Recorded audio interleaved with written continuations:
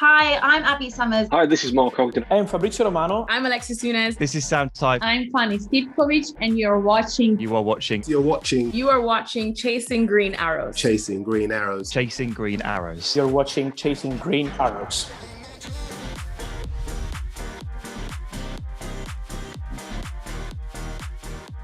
I see Manchester United in top four because they're doing something great. I see Liverpool this season without needing Alisson to score goals to be back in the first four position. And then also talking about Chelsea, I think after winning the Champions League, they have big experience now. They are happy with the manager, and of course Manchester City. So I think for the other clubs will be difficult. Let's see Arsenal, what they will do on the market.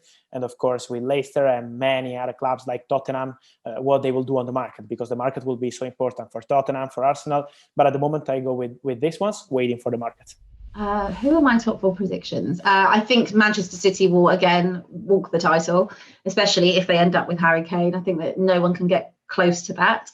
In second, it's difficult because you've got people like Manchester United who are obviously strengthening. Sancho, Varane, and they're nowhere near done. Chelsea, just off the back of that Champions League win. And you've got Liverpool, who are going to have a resurgence. It won't be like last season. You've got Leicester, a very good side.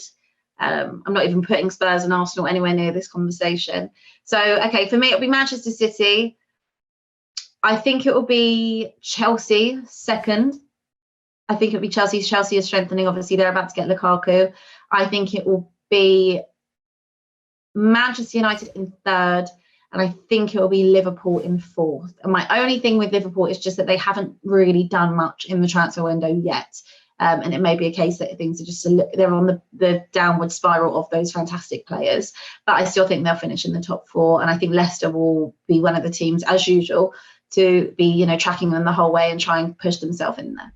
Well, I'll do it in reverse order because I think that's probably the most exciting way to do it. So I think I've gone for fourth. I've gone for Man United. I think they finished second last year, but I think they kind of overperformed a little bit in terms of the strength of the squad. Now they have invested this year, on Rafael Varane and Jadon Sancho, but I still think they are short in key areas. I do think that midfield, they don't look strong enough. I think they need a better central defensive midfielder.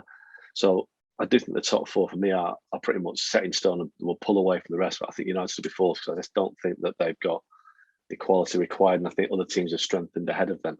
Although saying that my third place team is Liverpool. They've only brought in one player, Canate, but obviously Van Dijk is back. Joe Gomez is probably back. And for me, that their run towards the Champions League qualification in the second half of last season showed what a good team they still are. Salah will score goals. Firmino, Sadio Mane. They've got a great team, Liverpool. They've got a great goalkeeper in Alisson Becker. So I think Liverpool will do better than last season. They won't have the same inconsistencies, but I do think that the best they can hope for is third, because my top two are City and Chelsea, and in second place I come from Man City because, they still haven't, for me, replaced Sergio Aguero. Now, Harry Kane may end up signing for Man City, but I don't think Jack Grealish will make a massive difference when you look at the players that they already have in that position. Phil Foden, Riyad Mahrez, Raheem Sterling, Bernardo Silva, all great players. And Jack Grealish, for me, is another one of those players.